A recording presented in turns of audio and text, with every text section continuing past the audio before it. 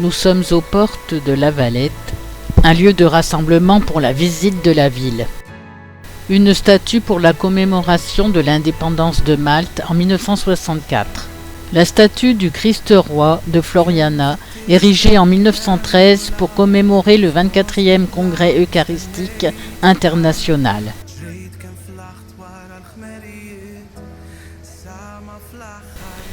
La fontaine, les Tritons.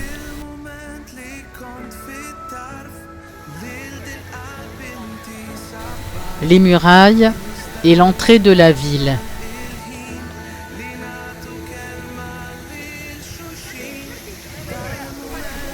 Inauguré en 1959, le monument a reçu en 2012 le statut de bien classé grade 1 par l'autorité maltaise de l'environnement et de l'aménagement.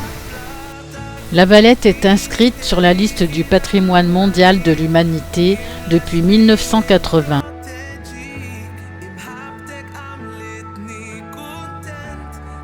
Dans les douves, les Anglais avaient installé une gare. Maintenant, le train a été supprimé. L'UNESCO a recensé à La Valette 320 monuments sur une superficie de 55 hectares. Concentration exceptionnelle dans le monde.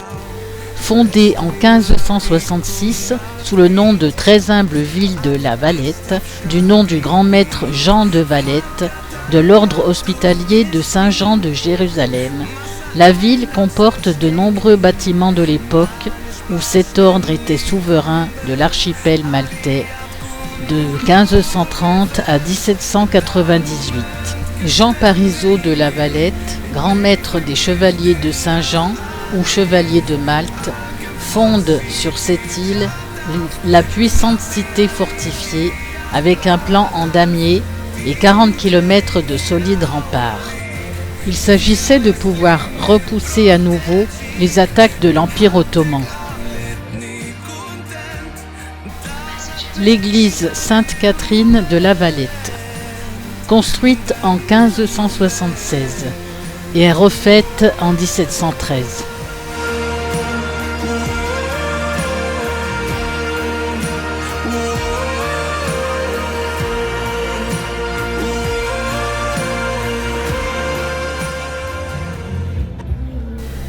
Les sons de la rue et la voix de notre guide.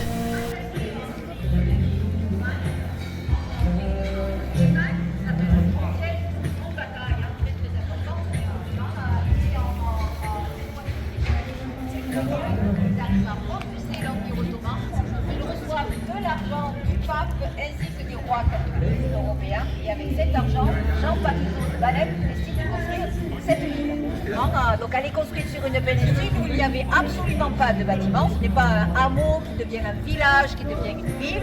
Il n'y a absolument pas de bâtiment et c'est la raison pour laquelle l'architecte militaire qui a été envoyé par le pape, qui s'appelle Francesco Laparelli. L'église Notre-Dame de la Victoire. C'est la première église construite par les chevaliers de l'ordre de Malte à La Valette. Elle commémore la victoire des chevaliers de l'ordre sur les Turcs à la suite du grand siège de 1565. L'auberge de Castille. Construite au XVIe siècle pour abriter les chevaliers de la langue de Castille, de Léon et du Portugal, l'une des langues les plus puissantes de l'ordre des Hospitaliers de Saint-Jean de Jérusalem. Reconstruite dans un style baroque au XVIIIe siècle, elle abrite aujourd'hui le bureau du Premier ministre maltais. À noter en passant qu'à Malte, le personnage politique le plus important n'est pas le président de la République, mais le Premier ministre. C'est d'ici qu'il dirige le pays et tous les mardis réunit le Conseil des ministres.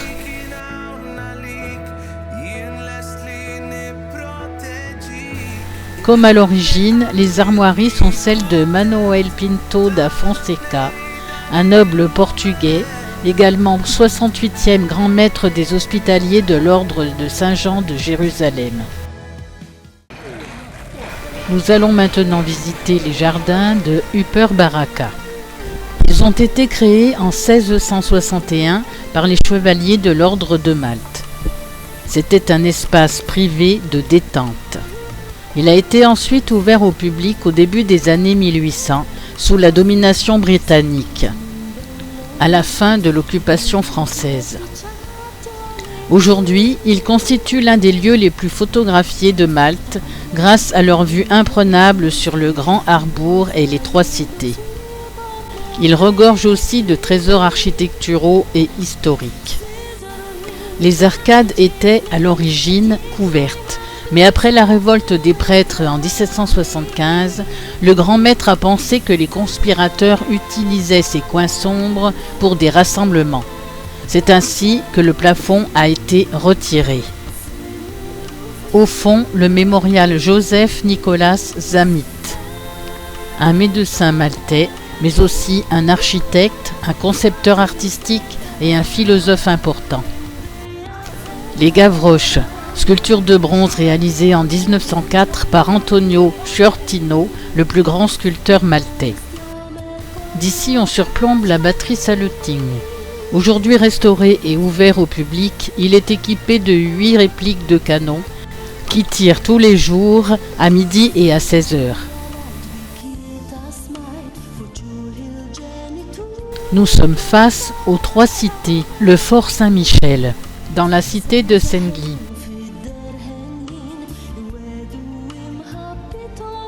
le fort Saint-Ange, dans la cité de Vitoriosa,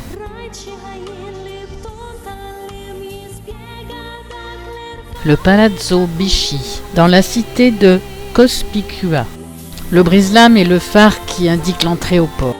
Nous reverrons tout cela au cours de notre visite des ports en bateau.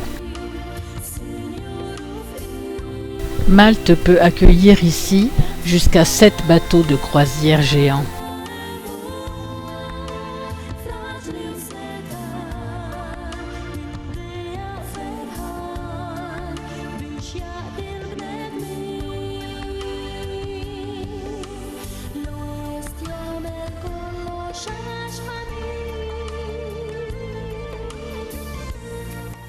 Un ascenseur permet aussi l'accès au jardin Upper Bakata.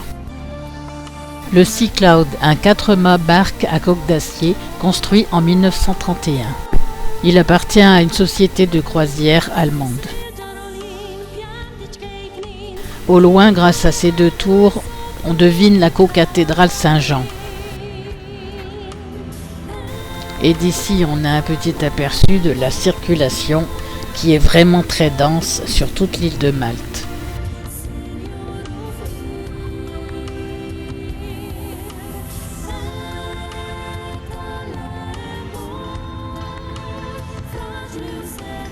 Une belle vue sur la cité de Singli, nommée aussi Invicta ou encore Isla.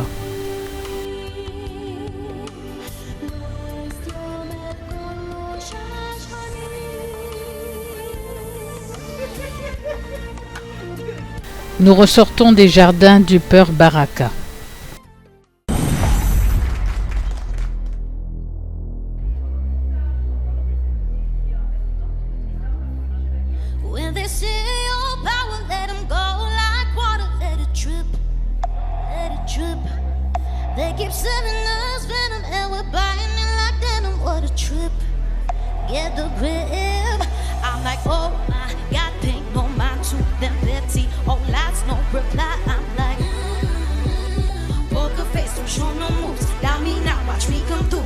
Switch things up on you.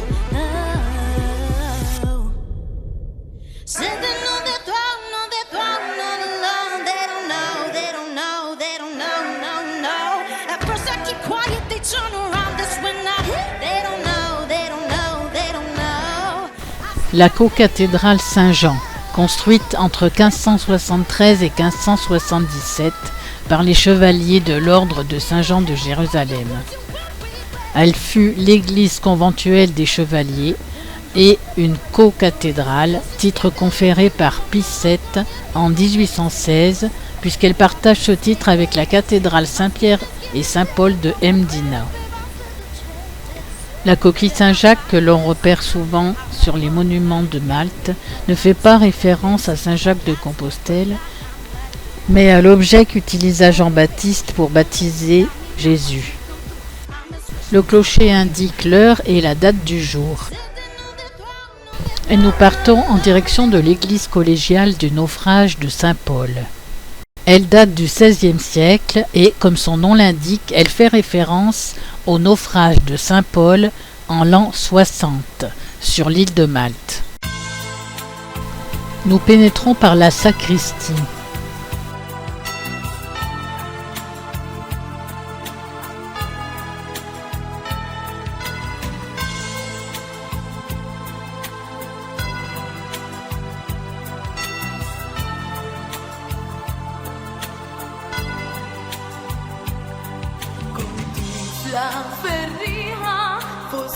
Saint-Paul est également le saint patron de La Valette. Cette église compte 2 reliques précieuses, la relique du poignet droit de Saint-Paul ainsi qu'une partie de la colonne où le saint apôtre fut décapité.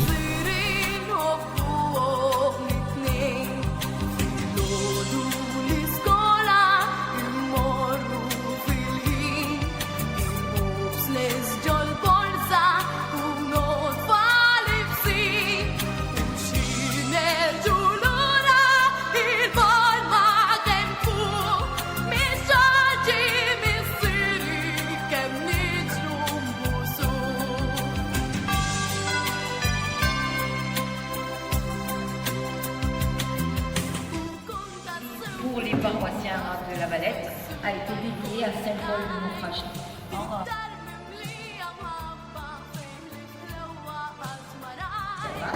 C'est pour encourager les gens à venir les admirer. Et quand on admirait la prière tombale, le moindre des choses, on faisait une prière pour le décédé. Et cette prière permettait à l'âme du décédé de sortir du purgatoire plus rapidement pour atteindre le paradis. Donc il y avait une fonction d'avoir de belles pierres tombales. Donc cette église est particulièrement riche, mais c'est le cas de toutes les églises, que vous avez presque toutes les églises de Malte qui sont donc de style baroque,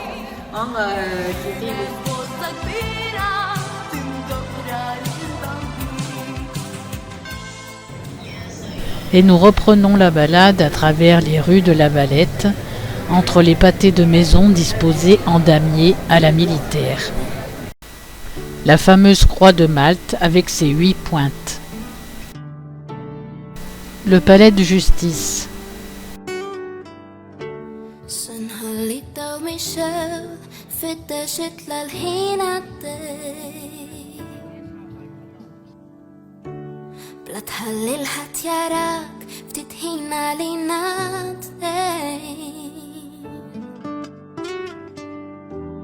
Jak ma tistax ibad li messaġġ nifhimha s-sitwazzjoni ipprova tċaħħadni x'nibqa' nistenni.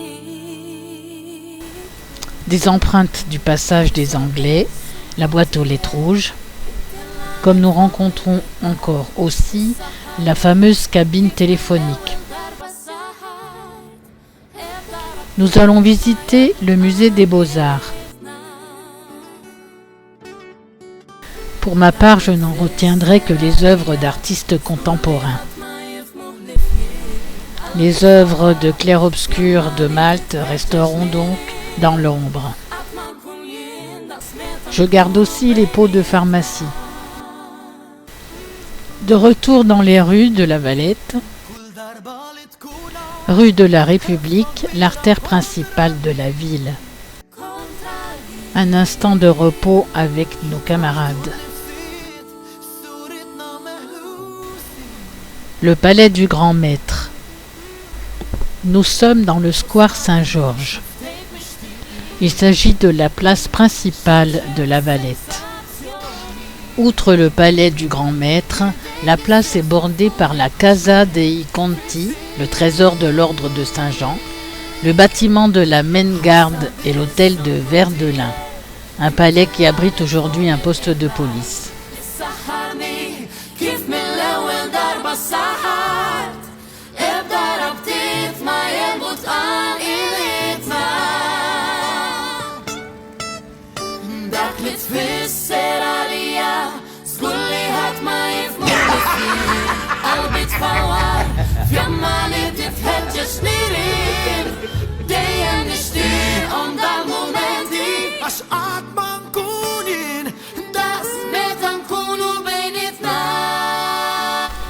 La basilique Notre-Dame des Ports Salvateurs et Saint-Dominique de La Valette.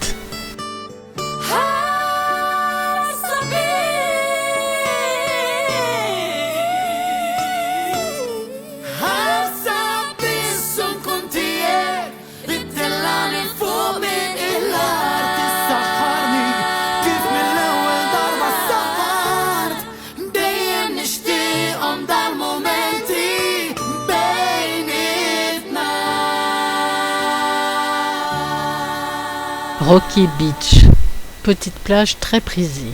L'hiver, c'est un bon endroit pour la pêche. Le phare de La Valette, dans la belle lumière du soir. Petit passage en souterrain pour allier le parking de notre bus.